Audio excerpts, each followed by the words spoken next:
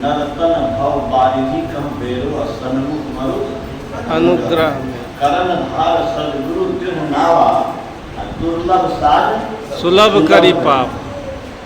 मनुष्य शरीर नाव है, मेरी कृपा अनुकूल वायु है, और उस नाव के ममलाक कौन है? सदगुरु। नदी को पार करने के लिए नाविक होता है, और इस भवसागर को पार करने के लिए गुरु ही मल्लाह है। लेकिन अफसोस यह है कि हमारे बड़े बड़े लोग और बहुत लोग, अधिकांश लोग गुरु के शरण में जाना नहीं चाहते, जबकि भगवान राम ने गुरु की सेवा की, भगवान कृष्ण ने गुरु की सेवा की। कौन नहीं जानता है कि लकड़ी लाने गए थे गुरु आश्रम की सेवा में, और वह खतर खतर कर रहा था जी, वो खा रहे थे सुदामा जी, सबको मालूम है। तो गुरु की सेवा करते थे। इतने नहीं, श्रीमद् भागवत गीता विश्व का प्रसिद्ध ग्रंथ है, सर्वाधिक प्रिय ग्रंथ है, सर्वाधिक आदरणीय और पूजनीय ग्रंथ है। मैं बराबर कहता हूं कि एटम बम बनाने वाला जो वैज्ञानिक था रॉबर्ट ओपेनहाइमर, जिसको फादर ऑफ एटॉमिक बम कहते हैं, आप उसकी जीवनी पढ़ के देखिए। वो गीता को आलोक बाबू पढ़ने के लिए, मूल गीता को पढ़ने के लिए संस्कृत सीखा। आप समझिए, अमेरिका का आदमी संस्कृत सीख रहा है क्योंकि गीता की बड़ी प्रशंसा थी, और संस्कृत सीख करके गीता का पूरा अध्ययन किया, और गीता का उन्होंने अपने शब्द में वर्णन किया। उसका नाम है रॉबर्ट ओपेनहाइमर गीता। जब उपेंद्र बाबू ओएस थे, हम लोग को इंटरनेट की सुविधा नहीं थी, कलेक्टिव में सुविधा थी, तो मैंने उनको कहा तो इंटरनेट से उसकी कॉपी निकाल के दिया, जो अभी भी मेरे पास है, रॉबर्ट ओपेनहाइमर गीता, जिसमें उन्होंने लिखा है, क्या लिखा है कि मैंने गीता से प्रेरणा लेकर के बम बनाया। देखिए, वो आदमी गीता से प्रेरणा लेकर के बम बनाया। कौन बम बनाया? वो बम जो हिरोशिमा और नागासाकी पर गिरा था, और अपने दुश्मन को इतनी दहशत में लाया, आप कल्पना कर सकते हैं। उसने लेकिन बड़ी चिंता व्यक्त की थी और कहा था कि मैं इस बम का प्रयोग इस तरह से विध्वंस के लिए नहीं किया, इसका उपयोग जंगल में करके उसका प्रभाव दिखा करके दुश्मन देशों को, ये जिसको अपना काम करने, दुश्मन देशों को दहशत में ला सकता था। ठीक है, आज भी कहते हैं वहां लंगड़े पैदा हो रहे हैं, वहां की भूमि में ये रेडिएशन हो रहा है।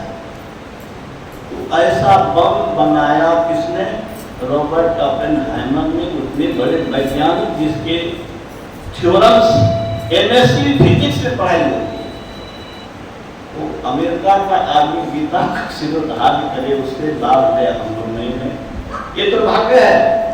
मैं आह्वान करता हूँ कि जिनके घर में गीता नहीं है वो गीता रखिए, पढ़िए, और जिनको गीता लेना चाहे वो मेरे यहाँ उपलब्ध है, मंगवा के मैं रखता हूँ। दूसरी बात, उसी गीता में भगवान कृष्ण ने क्या कहा अर्जुन से कि सत्संग से बड़ा कोई यज्ञ नहीं है। आगे की पंक्ति में उन्होंने कहा तत्विद्धि प्रणिपाते परिप्रश्नेन सेवया उपदेक्षन्ति ते ज्ञानं ज्ञानिनः तत्त्वदर्शिनः। हे अर्जुन, भूल जाओ कि मैं तुमको मिल गया, तत्वदर्शी के पास जाओ, उससे ज्ञान लो, अज्ञान लेकर के तुम अपना कल्याण करो। भगवान कृष्ण तो स्वयं थे। गुरु महाराज ने कहा कि लोग शंकराचार्य को जगत गुरु करते हैं, मैं तो भगवान कृष्ण को जगत गुरु करता। लेकिन भगवान कृष्ण ने अर्जुन को गुरु के पास जाने क्यों कहा? इसीलिए कहा कि आने वाली पीढ़ी समझे कि भगवान को पाने से मेरा कल्याण नहीं होगा, बल्कि लोगों का कल्याण गुरु के पास जाने से होगा। अब कुछ लोग अगर होता है कि हम गुरु किसको बनावे, अब तो महर्षि में ही नहीं है और हमको किसी पर संदेह नहीं है, ऐसा कर सकते हैं, कहते हैं लोग, किनको गुरु बनावे। तो मैं आपको कहता हूँ कि गुरु महाराज ने क्या कहा। गुरु महाराज ने कहा, एक आदमी भक्त ने कहा कि हुजूर हम आपने से दीक्षा लें। तो गुरु महाराज ने कहा, एक बात बताओ, मेरे पास रुपया है, वो रुपया किसी को दे दिया रखने के लिए, और मैं कहा कि वो रुपया तुम उसको दे दो, तो मैंने रुपया दिया कि उसने रुपया दिया? मैंने रुपया दिया कि उसने रुपया दिया? मैंने तो रखने के लिए दिया। मेरे आदेश से सब कोई दीक्षा दे रहा है, कोई भी दीक्षा दे रहा है तो समझो मैं दे रहा हूँ।